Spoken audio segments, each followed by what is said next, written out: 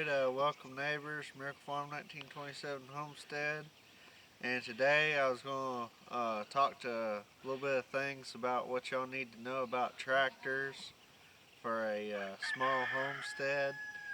And if you would, stick around to the end of the video, and we got some highlights of the pull from last week.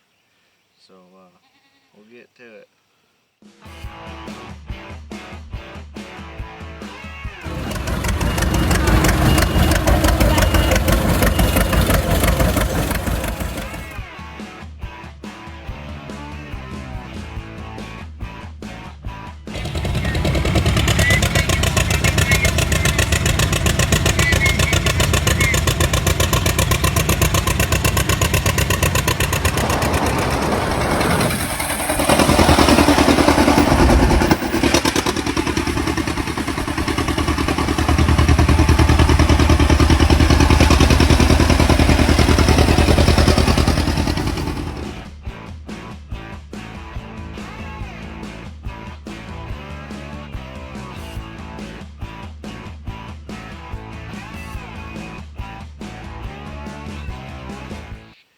And we're not recommending any brands of tractors because that's just something I don't really want to do. But we're just going to be showing you different little different things you need to know about tractors and different horsepowers and stuff like that. Alright, so today I'm going to be kind of talking about PTOs and lifts is kind of what I'm going for, is what we're going to talk about. And so something we have quite a few of, I don't have one here to show you, but we have tractors that don't have lifts or power takeoffs and stuff like that. So I was going to show you kind of a difference between that old equipment and newer style of what you would rather be looking for. So right here, I'll show this one first. This is a 2-bottom plow. I'm not sure the size of this one. But anyway, this plow is made for a 3-point lift. So there's 3 points. I'll show you more about that. There's this pin over here. There's going to be a pin on the other side, and then the top link goes right here. And this is made to take completely off the ground, and then when you're ready to get in the field, you let it back down with your lift. And so when you don't have that, we have this over here. This is another 2-bottom plow, but this one is on tires. So this is what you would pull back in the day, and you use hand controls to lift it up out of the dirt and lower it back into the dirt. So that's just a neat piece of machinery. But if you don't have a lift, that's what you had to use with something on wheels. They made lots of different things like that. Disc plows and cultivators and a lot of things they put on wheels like that so you were able to use them. Alright, so this is my 1710 Ford, and this is what I would consider more of a compact tractor. I believe it makes around 27 to 30 horsepower, that range, and this is a good little tractor. I really like this little tractor. So I want to tell you a little bit what you could do with this, a tractor this size. Mostly what we use this tractor for is finish mowing. So that's where I mow the yard, smaller grass. You know, I can mow really good with it because it has a 1,000 RPM PTO. And you have a 1,000 RPM PTO and you have a 540 PTO. And that's what that means, is that's how many RPMs your PTO spins at wide open throttle. And so it works really good for that and rotivating for the garden. But it doesn't do good with a bush hog, because a bush hog, most bush hogs aren't rated for 1,000 RPM. And you couldn't use it on like a baler or something because it's spinning too fast, and it's not quite the horsepower you need for a good sized square baler. And it does pretty. I've raked with it before. It does pretty good with raking hay because you're not putting that doesn't take a lot of horsepower. Um, but it does really good rotavating, and it would do pretty good disking and things like that. But it doesn't have. It has turf tires on it, and I don't really prefer turf tires. If you were getting a tractor, I would suggest to get a tractor grip tire. Like on this, you can see on this M over here, it has tractor grip tires rather than these turf tires. But this tractor does have a lift and a PTO. But like I said, it's just mostly for lighter duty. We have a tillage tool. I'll show you in a minute. We've had it on, and I wouldn't try to pull it, and that's not a very big piece of equipment. But it's just this tractor is just a little bit small for that. But it works really good rotavating and finish mowing is what I would suggest for it. Alright, so this is our 3000 Ford diesel. This tractor makes around 40 horsepower, and this is kind of the workhorse of the Homestead. Probably 90% of the equipment and 90% of the work, this tractor does it. It's just a really great tractor, and I'm going to show you a few things about it which makes it a good tractor. Alright, so I'm going to show you what I mean about a 3-point lift. This is a good example because it's got our old drill on it right now. So this is your 3-point lift. So you have these two lift arms. This is lift arm. This is lift arm. That's actually what does the picking up. And this is your top link. So you can adjust. I can show you that. It doesn't work very good, but you can turn that, and these threads will adjust the back of your piece of equipment. It raises up the back and lowers the back of the piece of equipment. This is what kind of most of your weight is on your top link, but the lift arms do the picking up.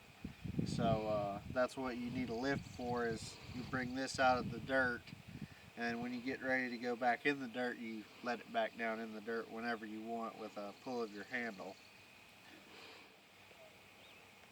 Okay, so right here, this piece of equipment obviously doesn't need a PTO. This is your PTO shaft right here. So that is what turns implements, and I'll show you something here later that'll need a PTO, and you'll see what I'm talking about. But one good thing about this tractor that makes this PTO more useful than my smaller tractor over there, this tractor has live power, which is a lot of people don't know what we're talking about. We tell people that have a tractor, does your tractor have live power? And I ain't got no clue. People don't know really anything about that, but it's very useful. So what it is live power. This tractor, there's different versions of live power. This tractor has two separate clutch discs, and there's a transmission clutch disc and a PTO clutch disc. And what that does is when you push your clutch pedal like 3/4 of the way down, it stops the transmission. And then the other 25% is you push that down, that stops your PTO clutch. And the reason you need that rather than one that pulls off the transmission disc is whenever you push a clutch down that is not live power, it stops the transmission, so you stop your wheels on your tractor, and it stops your PTO.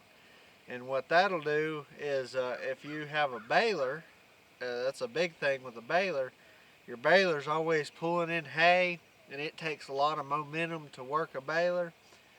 If you hit your clutch to stop your tractor, like say you hit a big piece of hay in a windrow, and it starts to bog your tractor down, you can hit your clutch with this tractor and the PTO keeps turning. That allows your the hay to kind of you get caught up. Your baler can get caught up.